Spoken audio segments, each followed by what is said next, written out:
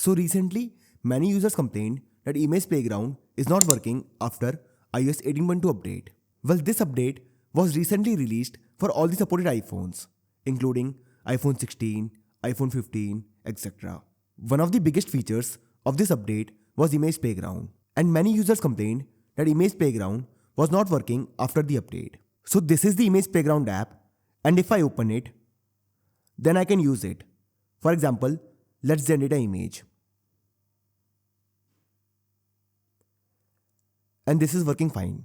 But there were reports from the users that this playground is not working for them. Well, there's a simple fix to this issue.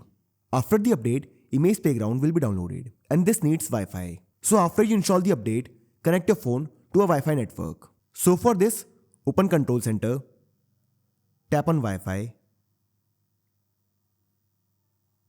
and connect to a network. Now wait for some time and all the features will be downloaded. And once done, you should be able to use Image Playground on your iPhone. So I hope you find this video useful. And if you do, then don't forget to like this video and subscribe our channel.